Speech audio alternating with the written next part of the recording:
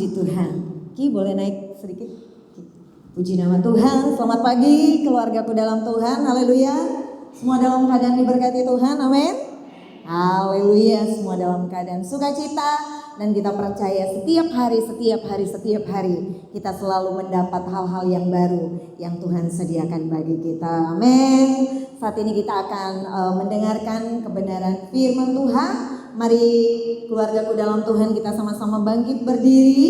Kita bangkit berdiri, kita taruh tangan kanan kita di dada dan kita sama-sama mengucapkan doa ini, rema ini di dalam hidup kita. 1, 2, 3. Siapa aku adalah apa kata firman Tuhan. Apa yang kupunya adalah apa kata firman Tuhan. Apa yang dapat kulakukan adalah apa kata firman Tuhan. Sekarang aku akan menerima firman Tuhan. Pikiranku fokus, hatiku murni menerima. Hidupku tidak akan sama lagi, karena aku adalah pemenang di dalam nama Tuhan Yesus Kristus. Amin. Haleluya.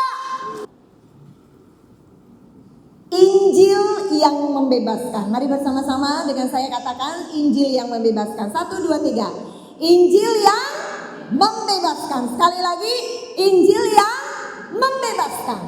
Kalau ada perkataan yang membebaskan, apa yang terpikir di dalam pikiran kita?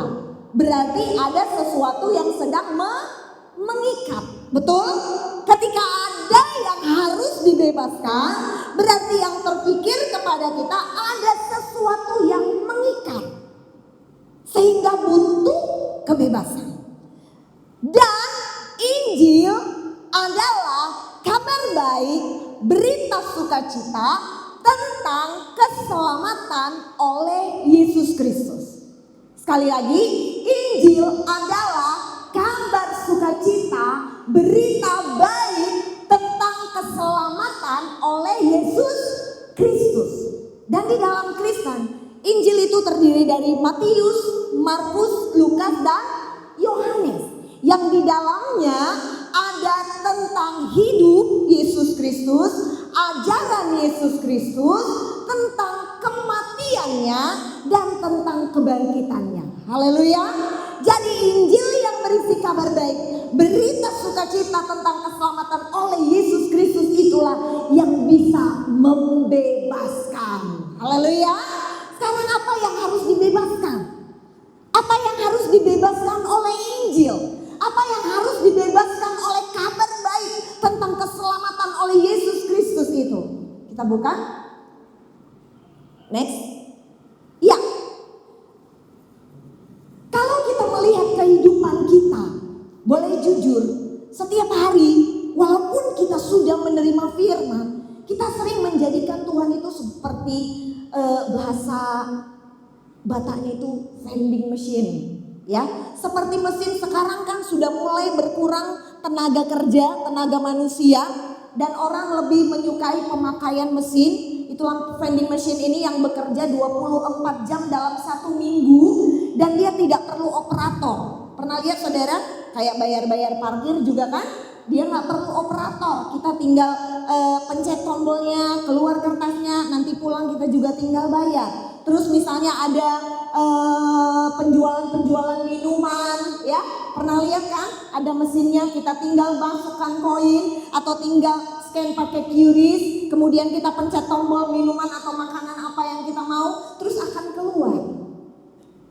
Ini 24 jam dalam 1 minggu dia nonstop. Dan ini menjadi pilihan orang-orang pada masa ini. Karena apa? Dia hemat tempat. Orang gak perlu sewa tempat besar-besar. Karena cuma sekecil gini ya, namanya mesin. Kecil. Paling biaya sewanya cuma 1 juta. Gak perlu bayar tenaga kerja. Tetapi kita perlu uang, perlu koin, perlu QRIS, perlu transfer. Saat itu juga apa yang kita butuhkan langsung keluar. Next. Dan seringkali kita menjadikan Tuhan kita seperti itu. Next, tampilkan saja. Kita menjadikan Tuhan seperti vending machine yang bekerja 24 jam dalam seminggu. Kita memasukkan koin, kita pikir cukup dengan ibadah kita, dengan persembahan kita, dengan penyembahan kita kepada Tuhan, dengan berbuat baik. Maka kemudian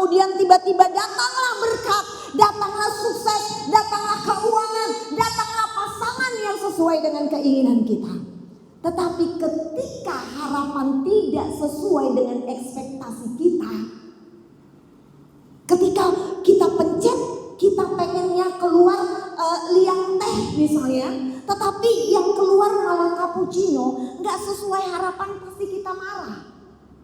Kalau harganya lebih mahal, kita diam biasanya, betul ya? Tapi kalau harganya ternyata di bawah, kita komplain. Kalau harapan kita yang sudah kita bangun tidak sesuai dengan ekspektasi kita, maka kita mulai protes sama Tuhan, marah sama Tuhan, hati kita sakit.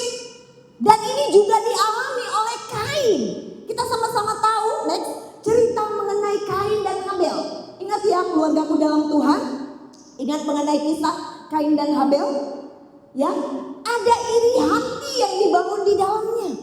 Padahal mereka sama-sama mengerti mempersembahkan sesuatu kepada Tuhan. Tetapi ada yang berbeda.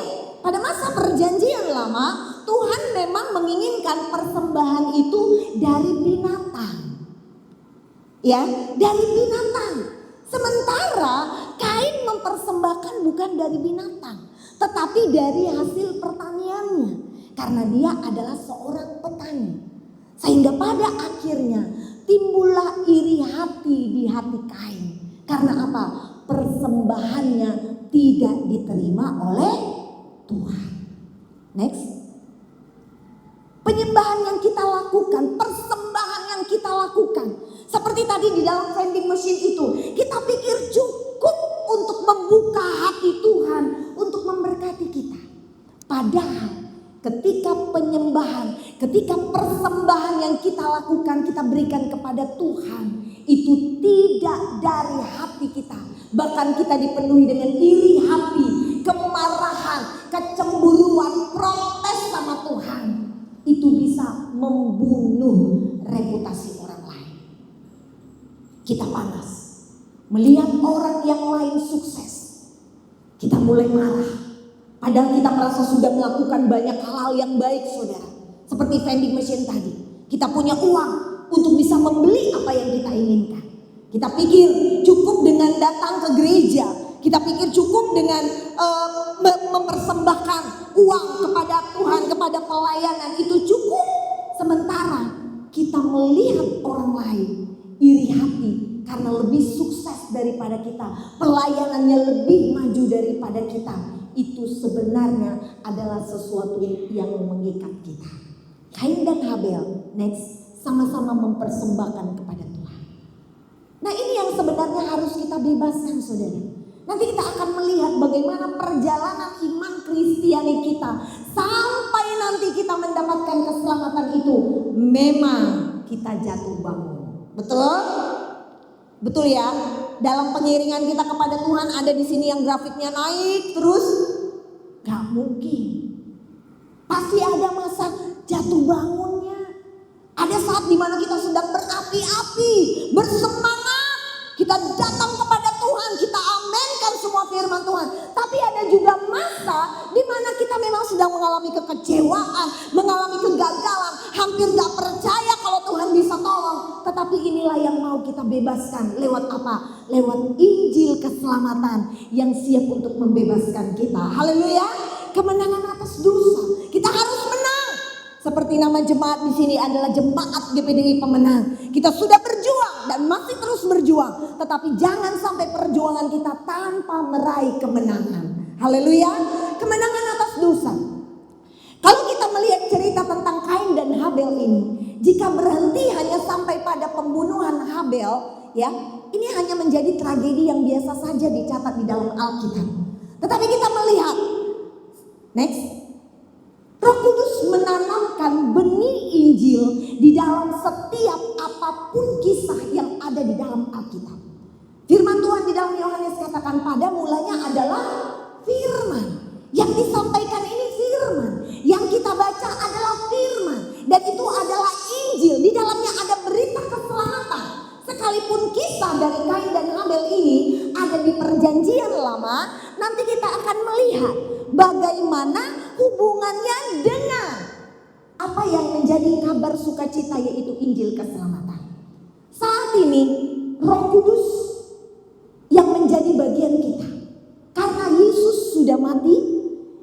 bangkit, bahkan naik ke surga. Dan apa yang dijanjikan untuk bersama-sama dengan kita? Roh penghibur, Roh Kudus. Dia tidak akan membiarkan kita sendirian. Di dalam perjalanan hidup kita, Roh Kudus menanamkan benih Injil. Jadi setiap kali Injil diberitakan, setiap kali kabar keselamatan itu diberitakan, awalnya itu masih benih keluargaku dalam Tuhan. Awalnya itu masih benih. Bagaimana benih firman Tuhan diberitakan? Ada yang jatuh di tanah yang subur. Ada yang jatuh di tanah berbatu-batu. Ada yang jatuh di semaduri. Ada yang jatuh di pasir. Lalu datanglah burung mengambil benih itu. Jadi ketika firman Injil diberitakan, dia adalah benih yang siap untuk bertumbuh. Katakan bersama dengan saya, bertumbuh. Katakan sekali lagi, bertumbuh. Bertumbuh. Dari benih itu saja, ketika dia ditaruhkan di tempat yang salah, dia gak akan bertumbuh, saudara. Makanya pastikan setiap kali benih firman itu diberitakan, benih Injil itu diberitakan, pastikan bahwa dia jatuh di tanah yang subur. Amin. Tanah yang subur. Roh Kudus menanamkan benih Injil di balik kisah dari Habel dan Kain ini, yang walaupun ini kisah yang gelap, tetapi di sini kita sudah ditanamkan oleh Roh Kudus Injil. Walaupun ini di dalam perjanjian lama, ya, tetapi dari firman yang disampaikan, walaupun Injil tadi Matius, Markus, Lukas dan Yohanes, tetapi kisah Kain dan Habel itu ada di perjanjian lama. Tetapi ketika kita mendengar tentang kisah Kain dan Habel, maka benih Injil itu oleh Roh Kudus ditanamkan di hati kita. Haleluya. Kita gak bisa balik ke masa Kain dan Habel. Tetapi apa yang terjadi dari kehidupan Kain dan Habel, di mana Kain pada akhirnya membunuh adiknya Habel oleh karena persembahan adiknya diterima oleh Tuhan, tetapi persembahannya tidak diterima oleh Tuhan. Slide selanjutnya. Nah, ada hal yang harus kita ingat, saudara. Kain dan Habel, Kain melakukan dosa. Kita juga tahu kisah Adam dan Hawa. Ingat ya, kisah Adam dan Hawa. Pada awalnya mereka adalah manusia yang tidak berdosa. Pada awalnya mereka adalah orang-orang yang bisa menikmati kebebasan di Taman Eden. Semua bisa mereka nikmati dengan bebas. Tuhan hanya kasih satu saja yang tidak boleh. Tetapi itu pun dilanggar. Kecenderungan manusia, kalau dibilang jangan buka ya, jangan buka tutupnya. Tapi manusia itu selalu ada rasa penasaran, ingin tahu kenapa rupanya kalau ku buka, kenapa rupanya kalau ku lakukan, kenapa rupanya Adam dan Hawa juga melakukan dosa. Padahal itu sudah dilarang oleh Tuhan. Dan apa yang mereka lakukan ketika mereka melakukan dosa? Mereka bersembunyi. Ketika kita melakukan dosa, saudara, kita bersembunyi. Ya, ada juga orang yang nggak bersembunyi, kayak merasa tidak ada salah apa-apa. Mereka bisa bebas tampil di mana-mana. Bahkan mereka mungkin melayani dengan tidak ada beban. Padahal mereka sedang menutupi sesuatu, sedang ada belenggu sesuatu dalam hidup mereka. Tetapi ingat, ketika Adam dan Hawa melakukan dosa, Allah mencari Adam yang bersembunyi. Adam, di manakah engkau? Allah juga turun menjumpai Kain. Hal yang sama ketika Kain melakukan dosa setelah dia membunuh adiknya, Tuhan juga turun menjumpai Kain yang baru saja melakukan dosa. Next. Nah, ini yang harus kita lihat jemaat Tuhan, bahwa ketika manusia jatuh di dalam dosa, Allah tahu nama kita. Amin. Allah tahu nama kita. Dan Allah memanggil kita. Sama seperti dengan Adam dan Kain.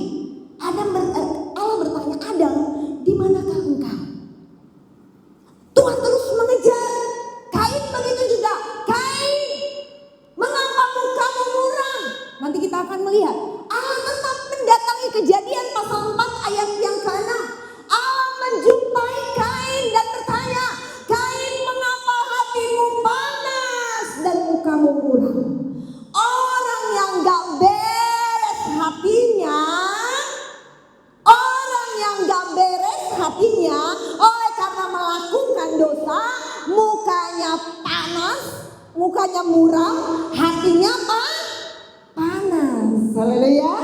Itu sebabnya coba kita tersenyum, menandakan bahwa hati kita saat ini beres di hadapan Tuhan. Ayo, coba kita tersenyum. Haleluya. Itu biasa saudara. Kalau ada yang sedang menyimpan kepahitan, mukanya itu ketekuk. Kelihatan. Apalagi kita yang udah lebih banyak makan asam garam ya.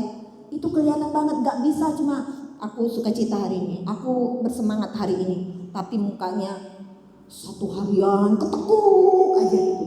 Gak bisa dibohongi saudara, gak bisa. Ekspresi wajah ini, katanya mata adalah pelita tubuh, yes itu benar. Tetapi raut wajah, ekspresi ini, itu bisa mencerminkan segala hal. Haleluya. Ketika Kain melakukan dosa, Allah bertanya, mengapa hatimu panas? Ada di sini yang hatinya lagi panas? Hah? Ada yang lagi panas di sini? Dan mukamu muram, mukanya ketekuk, mukanya jelek. Dia sedang marah. Bagaimana orang yang marah? Memang dia tidak ngomong, Kain tidak bicara, tetapi ekspresi wajahnya Tuhan lihat. Haleluya. Kita bisa menyembunyikan banyak hal saudara. Tetapi ketika kita baru melakukan kesalahan, ada sesuatu yang tidak beres di dalam hati kita. Muka kita muram, Tuhan panggil kita. Santi, mengapa hatimu panas dan mukamu muram? Saya mau katakan saudara, bahwa kalau saya contohkan, ya, ketika kita terima Yesus menjadi Tuhan dan Juru Selamat di dalam hidup kita,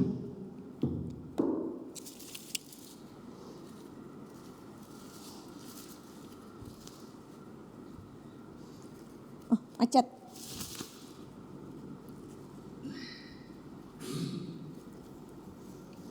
Bisa bantu? Ketika kita pertama kali menerima Yesus sebagai Tuhan dan Juru Selamat di dalam hidup kita, maka pada saat itu juga keselamatan itu menjadi milik kita. Haleluya. Jadi pertama kali kita terima Yesus sebagai Tuhan dan Juru Selamat, saat itu juga keselamatan. Kita ibaratkan payung ini adalah keselamatan itu. Ya, ketika kita terima Yesus, kita ditudungi, kita dipelihara Tuhan. Keselamatan itu menjadi milik kita. Kemanapun kita pergi melangkah, kita melakukan firman Tuhan, kita beribadah, kita berdoa, kita mengucap syukur, kita bersahabat, menjalin komunikasi dengan saudara seiman, kita memberitakan Injil. Keselamatan itu tetap menjadi milik kita. Haleluya. Keselamatan itu tetap menjadi milik kita saudara.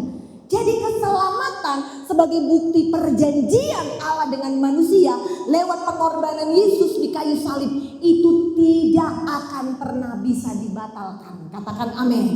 Katakan sama dengan saya, tidak bisa dibatalkan. Tidak bisa dibatalkan. Tetapi ketika keselamatan itu yang selalu mengikuti kita, menjadi bagian kita, tidak bisa hilang saudara. Yang bisa hilang bagaimana? Dalam perjalanan hidup kita. Waktu awal menerima Yesus kita semangat. Yang ikut ESC semangat. Wah, masih semangat nih, masih berapi-api. Mana yang ikut ESC? Ya kan? Mau berapi-api, datang before time. Ya kan? Baca firman setiap hari. Ya masih terus nih Pak tudungannya. Tetapi dalam perjalanannya melakukan dosa, melakukan pelanggaran terhadap firman Tuhan, melakukan perzinahan, melakukan pencurian, melakukan hal yang gak berkenan sama Tuhan. Tudungan ini perlahan namun pasti mulai pergi. Kita tetap di dalam dosa perzinahan, kita tetap dalam dosa kemunafikan, kita tetap dalam kemarahan, kita tetap dalam kepahitan. Tetapi payung keselamatan Allah itu tetap mengejar kita saudara. Walaupun kita jatuh, walaupun kita melakukan hal yang tidak baik, kita mulai gak ingat Tuhan, kita mulai menikmati dunia, kita mulai pesta pora, kita mulai bahagia karena kita menyakiti orang lain, kita mulai membunuh karakter orang lain, kita mulai membunuh reputasi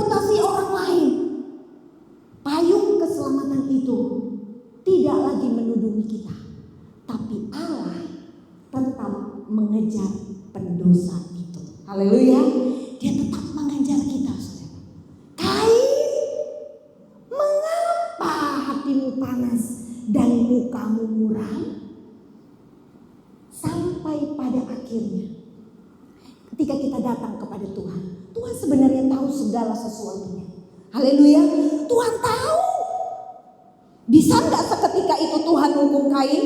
Bisa nggak seketika itu Tuhan hukum Adam dan Hawa tanpa perlu bertanya? Bisa. Tetapi Tuhan mendatangi kita, mendatangi mereka dengan bertanya, Jeffrey, apa yang sudah kau lakukan ini anakku? Dia mengajak kita untuk berproses, saudara. Haleluya. Tuhan mengajak kita untuk berproses, mengingatkan kita. Dia mendekat dengan lembut. Makanya jangan pernah berpikir bahwa Tuhan Allah kita itu Tuhan Allah yang kejam, saudara. Tetapi tetap dosa yang kita lakukan harus menerima konsekuensinya. Haleluya.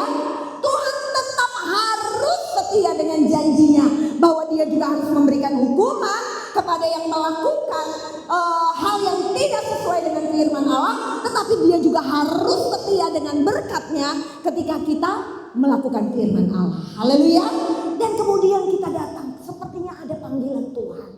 Sepertinya Tuhan memanggilku. Tuhan katakan, anakku, payung itu, keselamatan itu sepertinya udah gak di atas kepala. Tetapi aku masih tetap setia di sini. Aku masih tetap mencari untuk keselamatan itu tetap menjadi milik. Kalau kita datang sama Tuhan. Next, kita datang sama Tuhan. Kejadian 4 ayat 10, Tuhan bertanya pada Kain.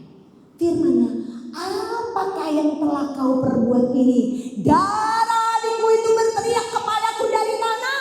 Tuhan tahu apa yang kita lakukan, saudara. Tuhan tahu apa yang Kain lakukan. Tapi Tuhan bertanya, kenapa?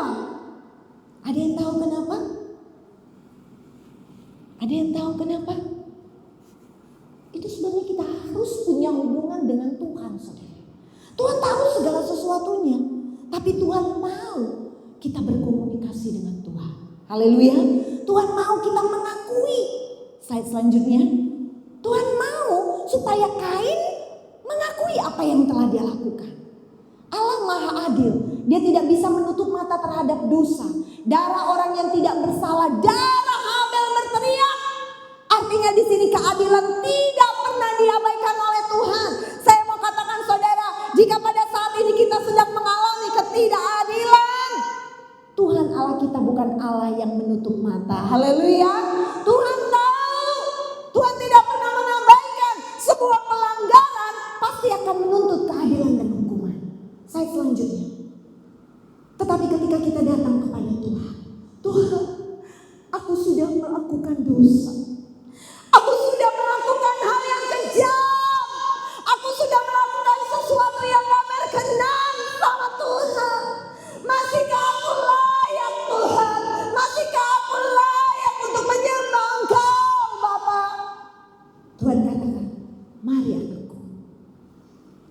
Aku siap untuk kembali memayungi engkau. Haleluya. Haleluya. Sehingga keselamatan itu tetap menjadi milik kita. Haleluya. Jadi keselamatannya gak bisa hilang, saudara. Yang terhilang siapa? Kita. Kalau masih ada kesempatan untuk kita kembali menerima keselamatan itu, masalahnya adalah ketika tadi payung keselamatan ini tidak lagi menaungi kita, saat itu kita topu mati, saat sedang tidak dipayungi. Waktu dipanggil Tuhan, gak ada kesempatan lagi untuk memperbaiki, maka kita binasa. Haleluya. Kita binasa, dan pilihan hanya ada 2, gak ada 3. Hanya ada surga, hanya ada neraka. Dan ketika kita sudah mati, gak bisa didoakan untuk berpindah tempat. Gak ada, saudara. Waktu hiduplah kita pilihkan tempat kita. Haleluya. Udah mati gak bisa. Kumpulkan semua keluarga untuk berdoa 1000 hari supaya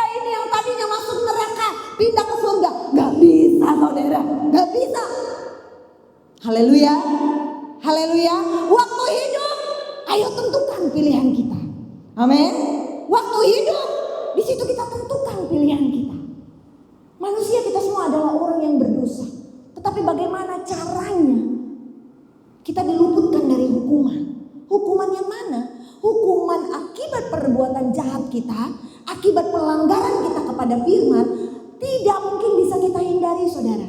Sekali lagi, ketika kita melakukan dosa, hukuman nggak bisa dihindarkan. Haleluya, haleluya. Konsekuensi dari dosa yang kita lakukan nggak bisa tidak kita terima. Ingat baik, saudara. Jadi jangan kita pikir Tuhan itu hanya setia dengan berkat. Kita minta ampun, oh Tuhan ampuni. Lalu kita nggak akan terima konsekuensi dari dosa yang kita lakukan. Gak bisa, saudara. Hukumannya tetap ada. Haleluya, haleluya.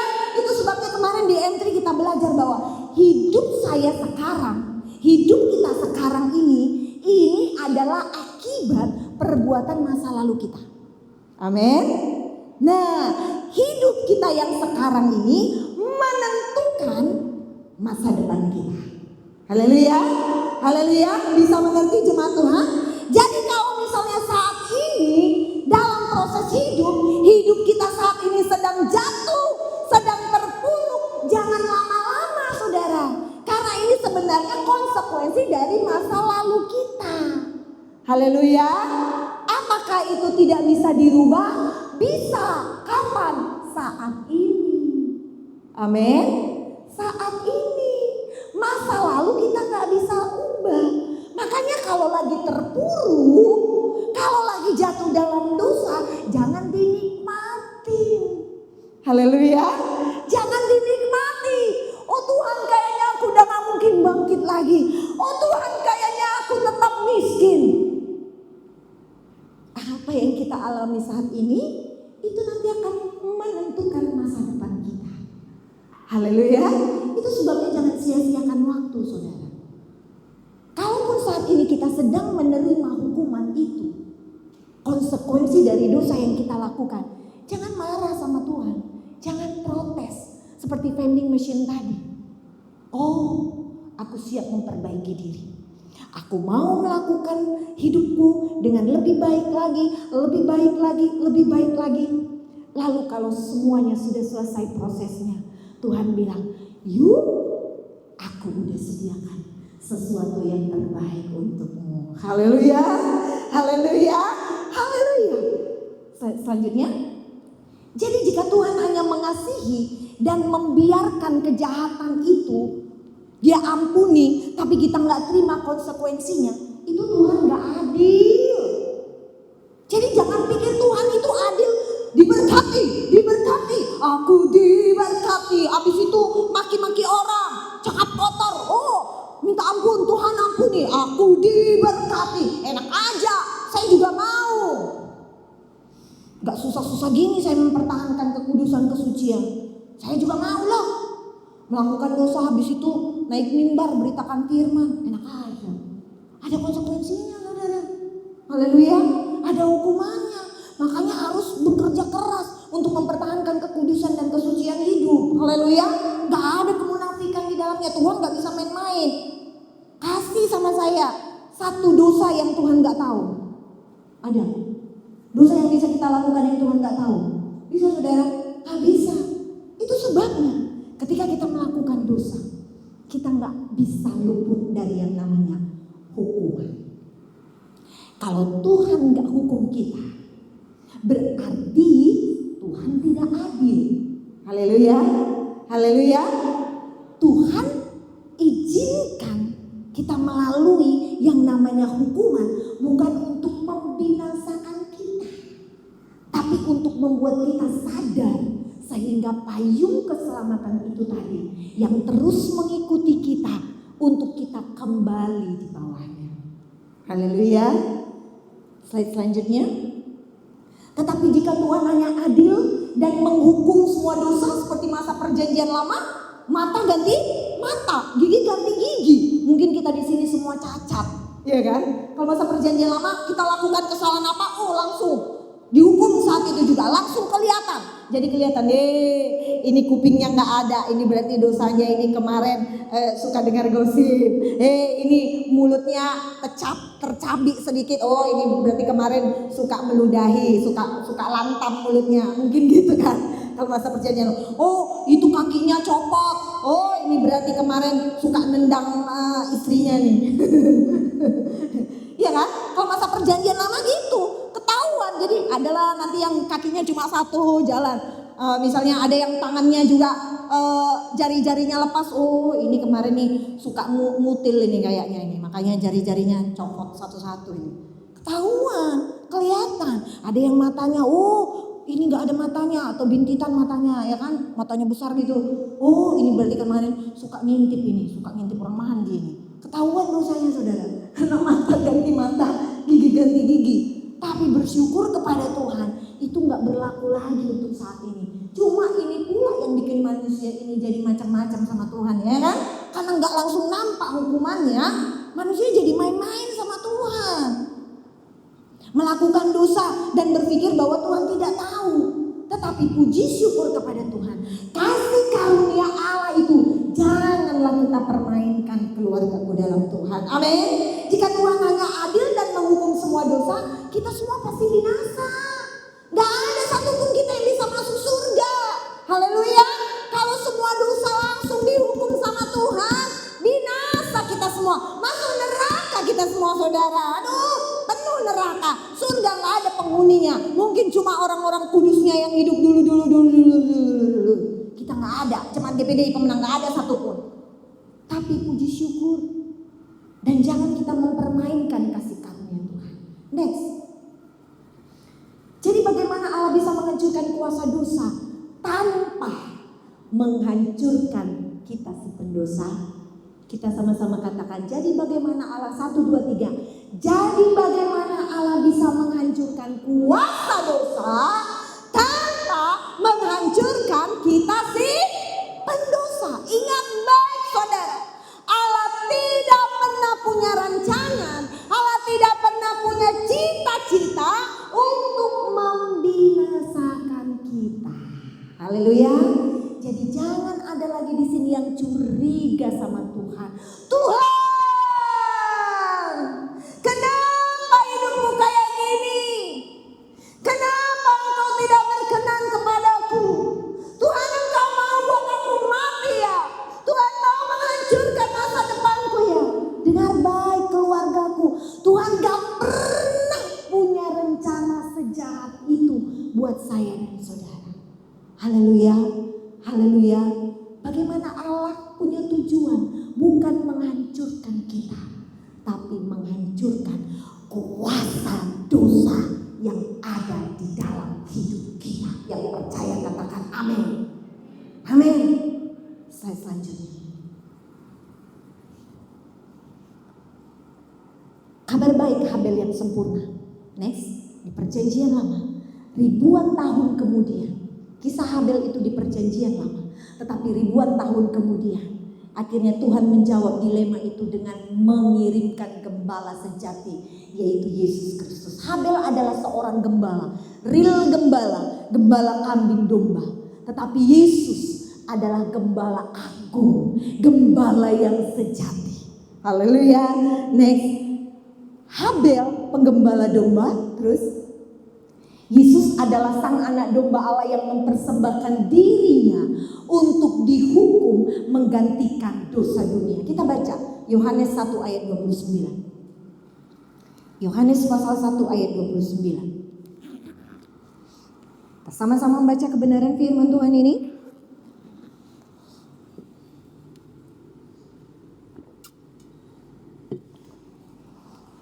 Yuk, mari kita baca bersama-sama.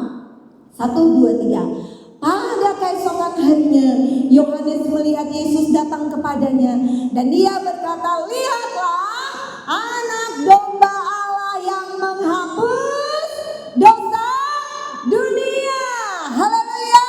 Pada keesokan harinya Yohanes melihat Yesus. Yesus adalah Injil itu. Yesus adalah kabar baik itu. Yesus adalah kabar sukacita itu. Yesus adalah anak domba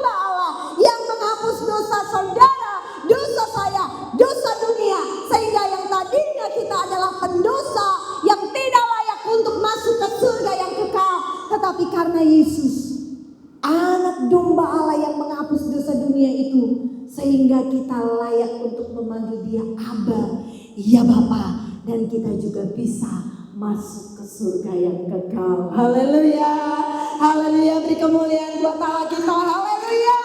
Karena Yesus sudah mati buat saya dan saudara. Amin. Slide selanjutnya. Itu benih Injil, ya. Yesus Kristus dan Habel. Di sini mereka berdua tidak bersalah, tetapi mereka dibunuh oleh saudara-saudara mereka sendiri. Terus tampilkan saja semua. Saya mau katakan, saudara, kita boleh punya teman dekat. Kita belajar di M3, komunitas ilahi. Kita harus punya komunitas ilahi. Jemaat GBDI Pemenang. Kita harus punya teman-teman, rekan-rekan yang memang punya visi dan misi yang sama untuk mendekatkan kita kepada Tuhan. Tapi kita melihat di sini, saudara, Habel itu justru dikhianati oleh saudaranya sendiri. Habel yang tidak bersalah namun dibunuh oleh saudara kandungnya sendiri. Yesus Kristus hidup tanpa dosa, tapi dia dikhianati, dia disalibkan oleh kaum sebangsanya sendiri, bukan sama kaum dan bangsa yang lain. Yesus disalibkan, Yesus dibunuh, tapi justru yang menyerahkan dia adalah kaum sebangsanya sendiri. Yesus dan Habel keduanya tidak bersalah, namun mereka dikhianati dan dibunuh oleh saudara-saudara mereka sendiri. Apa benih firman yang kita dapatkan di sini, saudara? Ada pujian. Walau dunia melihat rupa, namun kau memandangku sampai ke dalaman hatiku. Manusia cenderung melihat rupa. Keluarga sendiri pun terkadang melihat rupa, melihat keberhasilan. Siapa yang lebih kaya, siapa yang lebih hebat jabatannya, siapa yang lebih memiliki segala-galanya, itu biasanya yang menjadi penindas untuk orang-orang yang lebih lemah. Padahal saudara sendiri, Kain hanya karena dihiasi ya, dengan kecemburuan, iri hati, saudara kandung sendiri loh, bukan orang lain. Di sini kita memang harus hati-hati, saudara, dan sudah harus mempersiapkan. Yesus sendiri ditolak oleh bangsanya sendiri. Haleluya. Habel itu dibunuh oleh saudara kandung sendiri. Jadi di sini, kalaupun ada yang sedang masalah dengan saudara-saudara kandung sendiri, ingatlah Yesus pun ditolak oleh kaum dan bangsanya sendiri. Haleluya, haleluya. Gak perlu dibalas, saudara, gak perlu didoakan Tuhan. Kalau Habel tadi kan darahnya berteriak ya, darahnya berteriak, darah orang yang tidak atas ketidakadilan itu memang berteriak. Darah Habel berteriak menuntut pembalasan. Tetapi setelah Yesus, maka darah Yesus bukan lagi darah yang berteriak menuntut pembalasan, saudara. Itu sebabnya ketika kita mengalami kekecewaan, disakiti, difitnah, dilakukan yang tidak baik, jangan lagi ada jemaat Tuhan pemenang yang berdoa, Tuhan balaskan sakit hatiku, balaskan kekecewaanku kepada dia. Aku berdoa supaya dia mendapat hukuman. Gak boleh, saudara. Haleluya. Tidak ada lagi doa-doa yang sakit hati seperti itu. Kita sudah harus mengganti doa-doa kita. Tidak ada lagi doa yang memukul angin. Itu baru doa yang memukul angin, saudara. Saudara pikir Tuhan akan kabulkan doa? Katanya orang yang ditindas itu dijabah sama Tuhan. Kalau doanya model begitu, nggak akan didengar Tuhan, saudara. Itu iman Kristen. Haleluya. Itu iman kita. Terus kok bisa tiba-tiba waktu kudoakan semalam, Tuhan dia udah menyakiti hatiku. Tuhan biarlah dia ditabrak motor di sana. Beneran habis itu ketabrak. Tuhan jawab doaku, puji Tuhan. Enggak saudara, Tuhan juga bisa. Iblis juga bisa jawab doa. Haleluya. Dan saudara pikir, saudara juga gak akan membalas dengan apa yang sudah kita doakan dan iblis kerjakan. Jadi jangan pikir saudara. Tapi ketika kita mendoakan yang baik untuk orang yang menyakiti hati kita, bahkan musuh kita, Tuhanlah sendiri yang akan membalaskannya. Haleluya. Dan ketika dia jatuh, jangan kita syukuri. Syukur. Itulah kan. Itulah berdoa aku setiap hari sama Tuhan supaya hancur ekonomimu, supaya anak-anakmu gak ada yang berhasil. Halo keluargaku, udah gak boleh lagi ada doa-doa seperti itu di dalam doa-doa kita. Haleluya, haleluya. Jadi bagaimana caranya? Ampuni mereka. Amin, amin, haleluya. Doakan mereka, kasih mereka, doakan yang baik-baik. Biarlah penghukuman itu Tuhan yang kerjakan, bukan kita yang ngatur Tuhan. Dan kita gak bisa ngatur Tuhan. Slide selanjutnya. Teriakan darah di kayu salib. Next. Darah Habel berteriak menuntut keadilan dan penghukuman dari Tuhan. Ini perjanjian lama saudara. Memang darah Habel itu berteriak menuntut keadilan dan penghukuman. Mata ganti mata, gigi ganti gigi. Tetapi teriakan darah di kayu salib. Next. Darah anak domba Allah itu lebih kuat daripada teriakan darah Habel. Kita baca Ibrani 12 ayat yang ke-24. Ibrani 12 ayat yang ke-24. Darah anak domba Allah. Ibrani 12 ayat yang ke-24. Ibrani 12 ayat yang ke-24. Mari Ibrani 12 ayat 24. Ya, mari kita baca bersama-sama. 1, 2, 3. Dan kepada Yesus pengantara perjanjian baru dan kepada darah pemercikan yang berbicara lebih kuat daripada darah Habel. Haleluya. Ini di perjanjian baru saudara. Habel tadi adalah kisah di perjanjian lama. Tetapi darah Habel dikatakan berteriak menuntut ketidakadilan, berteriak untuk menuntut penghukuman. Tetapi pada waktu Yesus, darah anak domba Allah, pengantara perjanjian baru dan kepada darah pemercikan itu berbicara lebih kuat daripada darah Habel. Apa yang dibicarakan oleh darah pemercikan, darah Yesus, darah anak domba Allah, yaitu pengampunan. Haleluya. Bersama dengan saya katakan pengampunan. Gak ada lagi teriakan atas ketidakadilan saudara. Biar Tuhan lebih kuat, darah pemercikan itu berbicara atas setiap ketidakadilan yang kita terima. Slide selanjutnya. Lanjut. Bapa, ampunilah mereka. Dan darah Yesus juga akan menyerukan belas kasihan. Haleluya. Ketika kita sanggup mendoakan, Bapa, ampunilah mereka yang sudah menyakiti aku. Bapa, turunkanlah belas kasihan-Mu kepada mereka yang sudah mengecewakan aku. Bapa, ampuni dan berkatilah mereka yang sudah memfitnah aku. Haleluya. Haleluya. Selanjutnya, darah yang berseru itu akan berbicara terus-menerus. Selanjutnya, tampilkan aja semua. Artinya kuasa darah Yesus tidak akan pernah berhenti, saudara.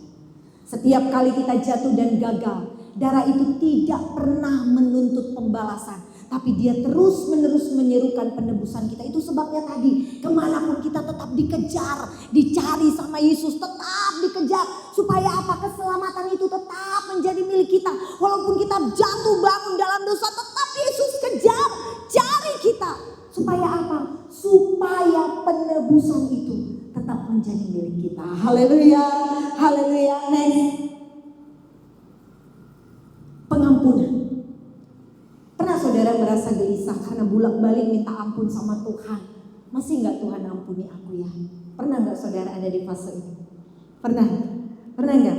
Bolak-balik kayaknya kita jatuh bangun, minta ampun sama Tuhan, tapi jatuh lagi dalam dosa, kecewa lagi, marah lagi, mau berusaha bangkit, tapi gagal lagi.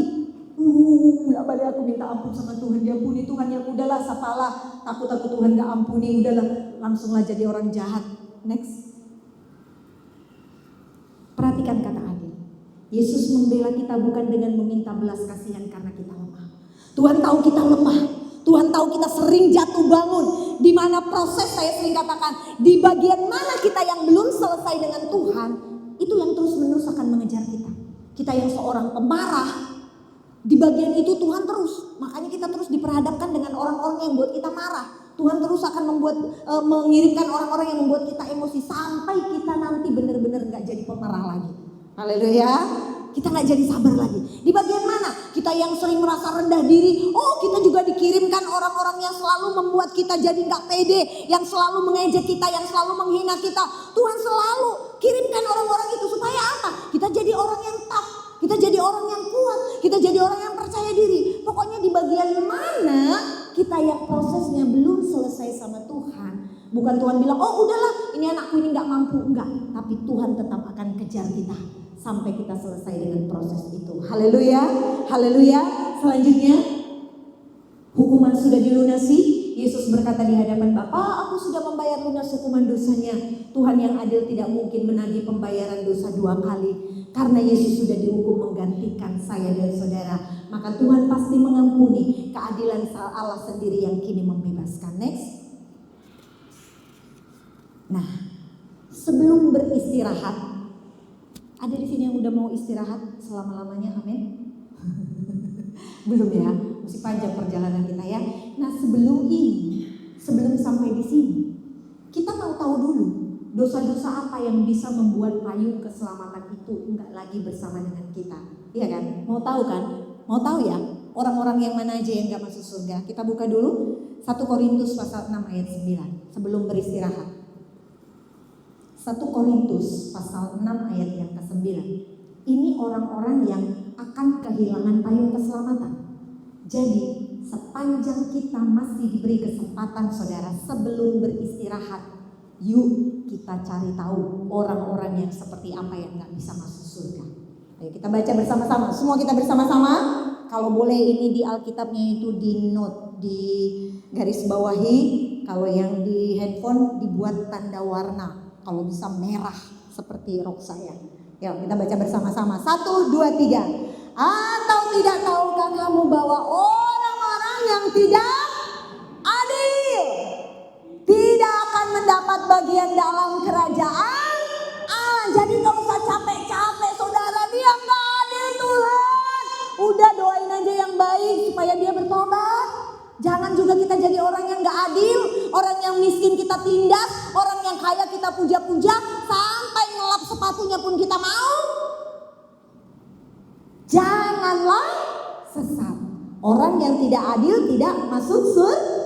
Siapa lagi saudara? Orang cabul. Gak mungkin saya tanya, masih ada yang cabul di sini? Gak mungkin kan? Masih ada di sini yang suka lihat film porno?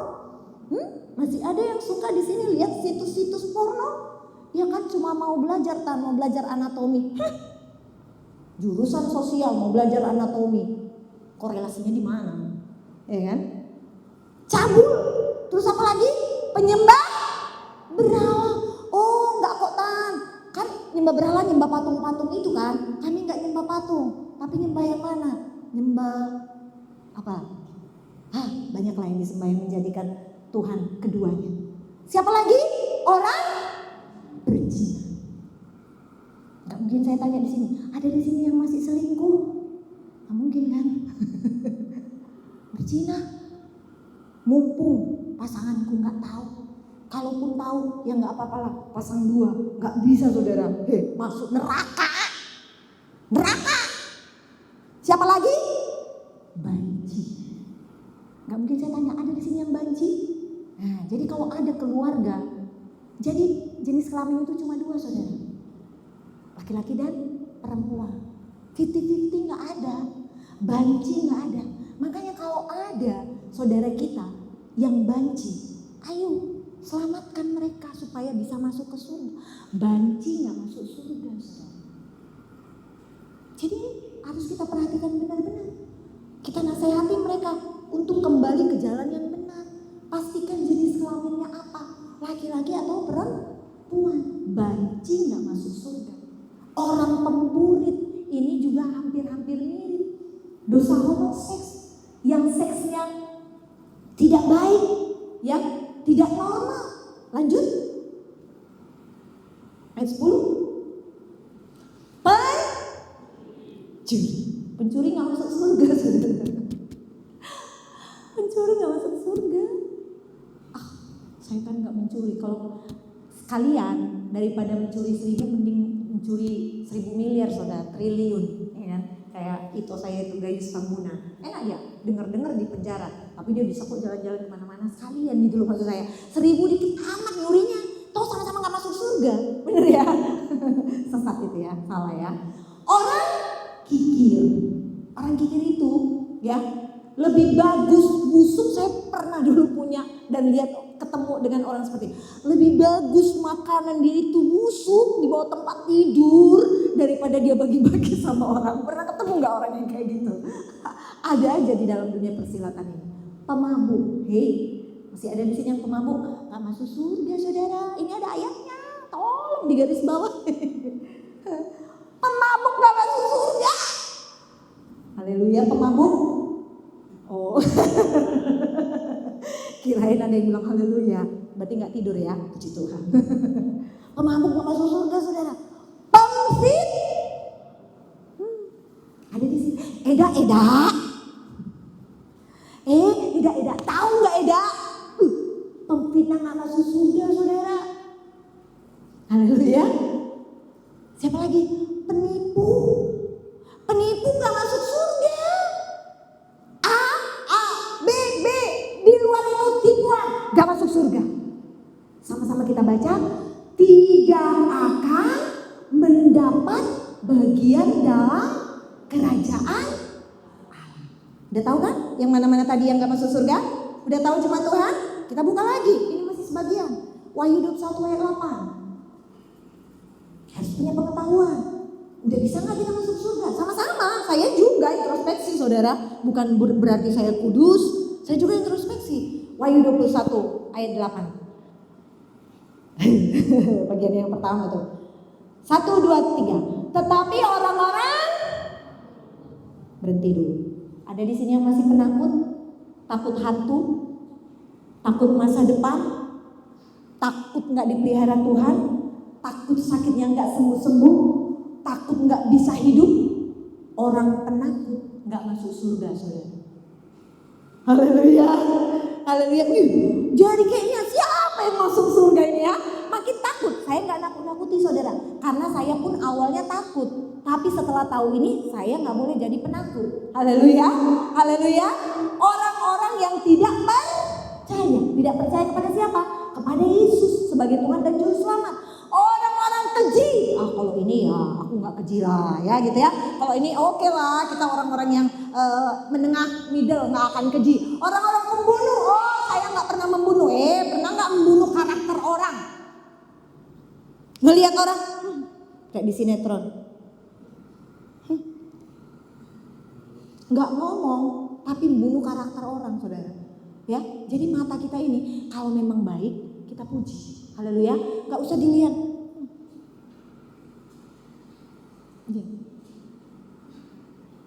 Pas sudah lewat biasa aja. Nanti pas orang ini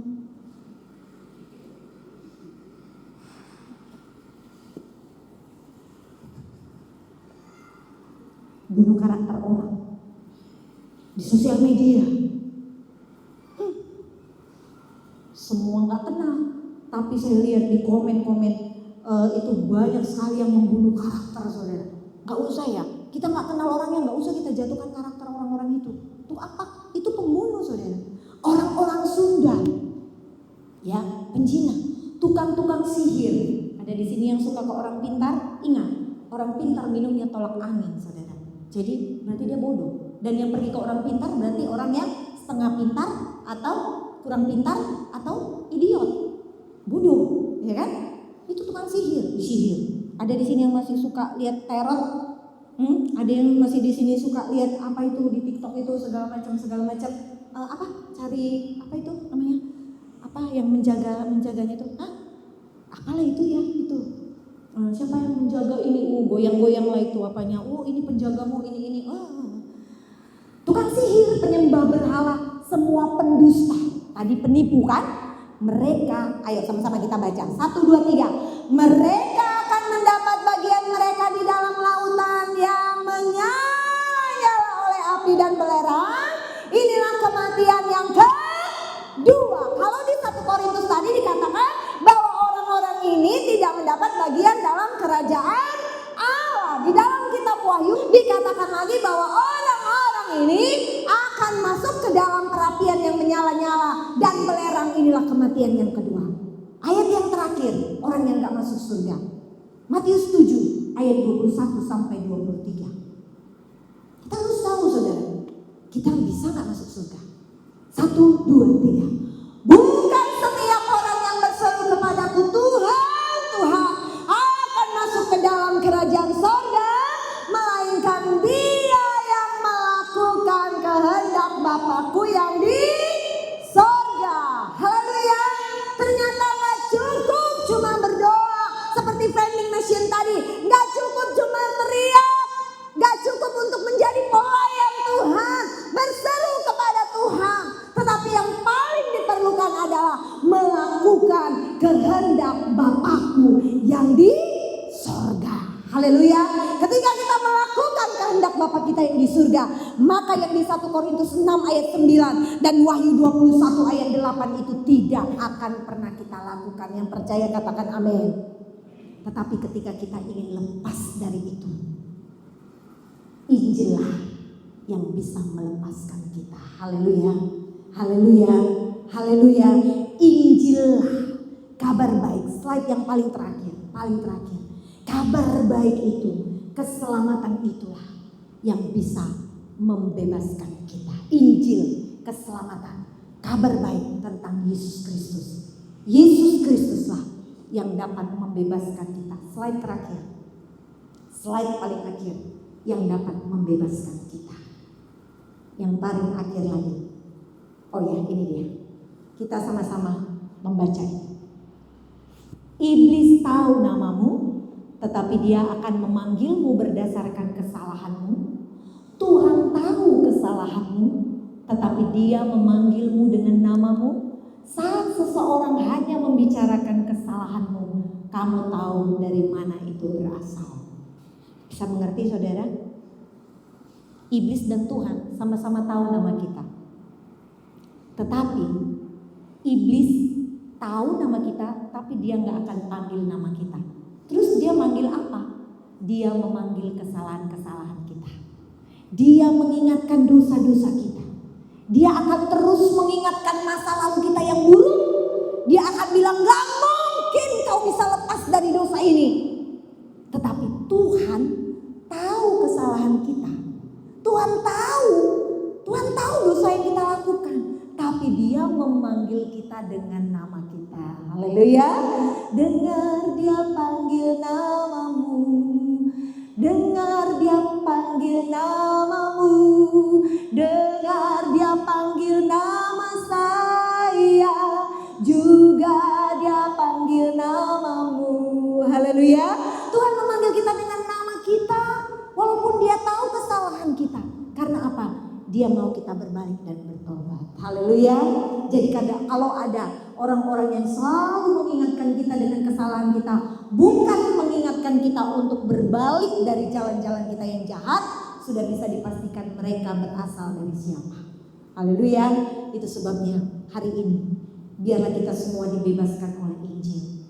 Jangan takut dengan kesalahan kita.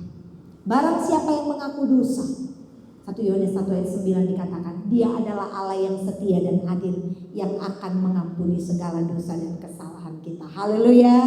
Keterbukaan adalah awal dari pemulihan. Pemain musik kami undang datang ke depan. Keterbukaan adalah awal dari pemulihan. Pada saat ini saudara, jangan malu untuk datang sama Tuhan. Apa yang pada saat ini sedang menjadi dosa kita, apa yang saat ini sedang menjadi kelemahan kita, yang bisa membebaskan kita hanya Injil, hanya kabar baik, hanya keselamatan. Kita harus dibebaskan dari hal itu. Dengar dia panggil nama saya.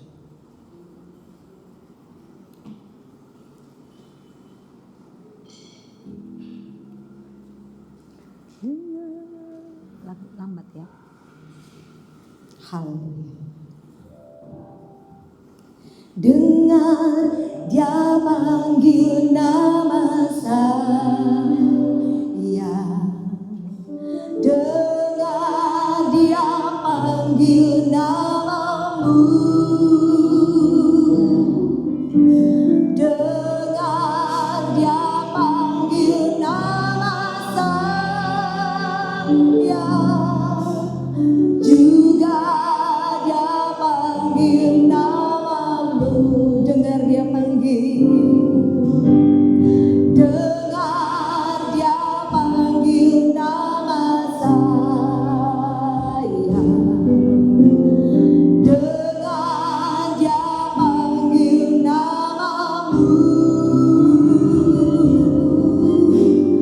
Dengar dia panggil nama saya. Juga dia panggil namamu. Lagikan pujian ini.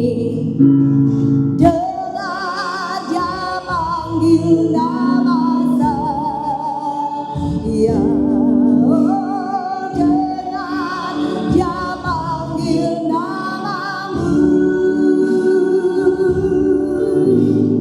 Dengar dia panggil nama saya.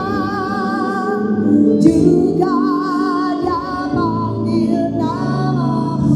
Keluargaku dalam Tuhan, saat ini kita izinkan Tuhan memanggil nama kita. Haleluya. Dia tidak memanggil kesalahan-kesalahan kita, tetapi dia mau supaya kita semua menjawab dia dengan ya Tuhan, ini aku Tuhan. Kita jujur di hadapan Tuhan. Dia mau supaya kita berbalik dan bertobat. Rasakan dia datang merangkul kita dengan penuh kasih. Anakku, aku tahu kau banyak salah, aku tahu kau banyak kelemahan, tapi aku mau kau tetap kembali kepadaku. Haleluya. Mari kita sama-sama bangkit berdiri. Mari kita naikkan pujian ini dengan sungguh-sungguh dan rasakan benar-benar Tuhan sedang mengajak kita kembali. Tuhan sedang mengajak kita kembali untuk kembali dirangkul, untuk kembali dikasihi, untuk kembali menerima payung keselamatan itu dari Tuhan.